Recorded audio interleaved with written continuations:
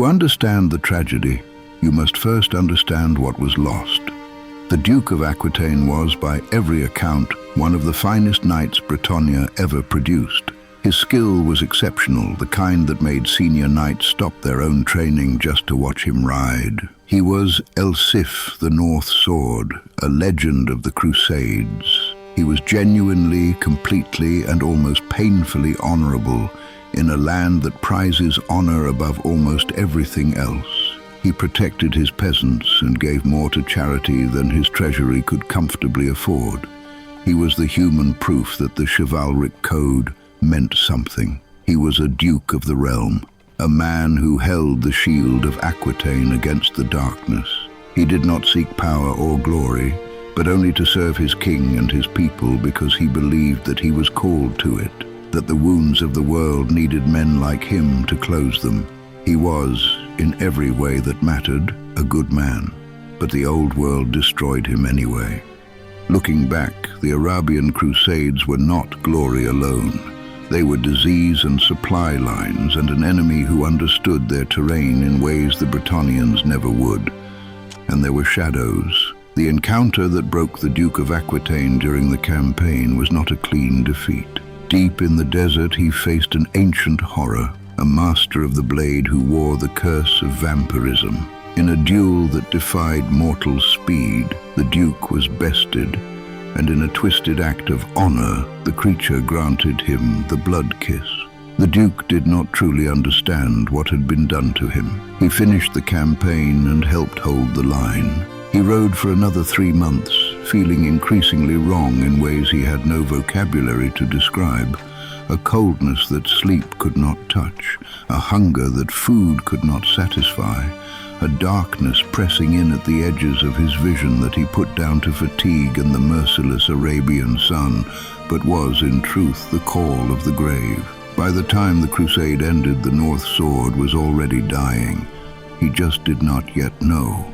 It was the blood kiss, both a gift and a curse, usually reserved for those with the will to survive eternity.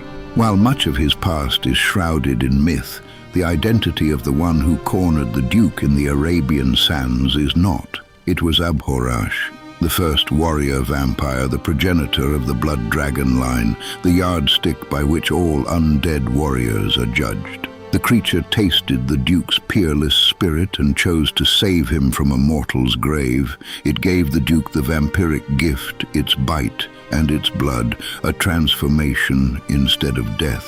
Abhorrash may have believed he was offering salvation, or perhaps he was simply unwilling to let such a warrior be wasted, but the Duke was a man of honor, and to him this gift was an abomination. He spent the long voyage home in a state of waking death, his soul screaming as the thirst for human blood began to erode his sanity. By the time the fleet reached the soil of Aquitaine, the man was gone and only the hunger remained, and the tragedy truly began.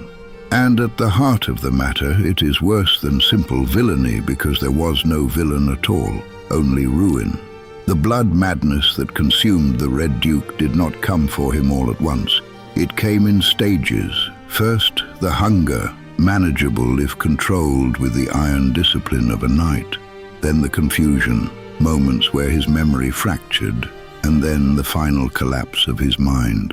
The Red Duke forgot that he had changed. He even believed with perfect certainty that he was still the living Duke of Aquitaine, that the years had not passed, that the people he commanded were still his knights in flesh and blood. He could not see the grey skin or smell the decay. When he rode out to inspect his troops, he only saw gleaming armor and proud war horses. He did not see the shambling dead. The madness protected him from the truth of what he had become by replacing it with the glory he remembered. He was the most terrifying kind of monster, one who believed in his ruined mind that he was still the hero.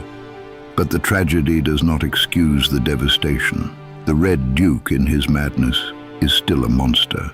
He rides at the head of undead armies. He sacks villages and takes what he believes are his feudal dues, not understanding that what he takes is life itself.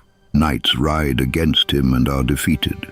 because beneath the madness there is still a warrior of extraordinary ability, a knight's discipline and a vampire's power combined into something that should not be able to exist.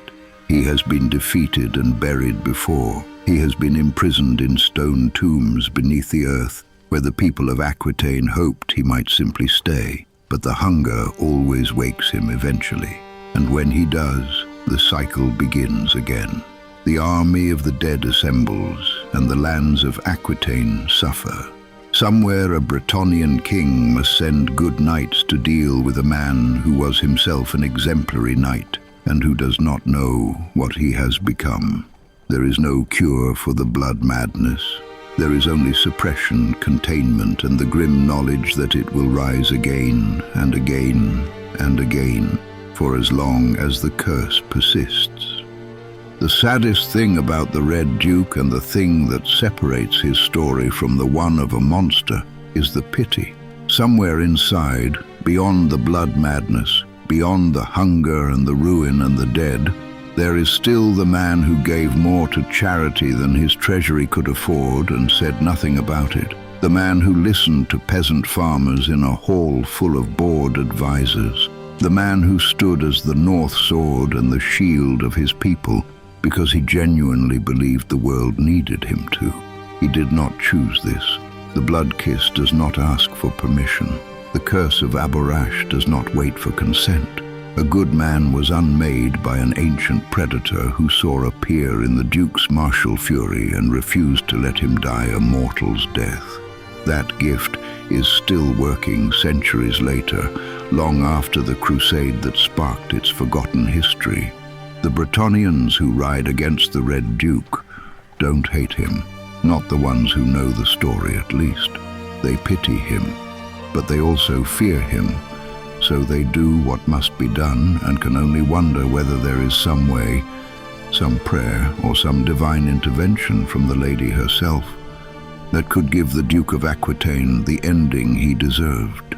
Is that ending still possible? Can the North Sword finally be brought to rest? All these questions and many more will be answered in the Tales of the Old World. Subscribe and click the notifications button, and I shall see you in the next tale.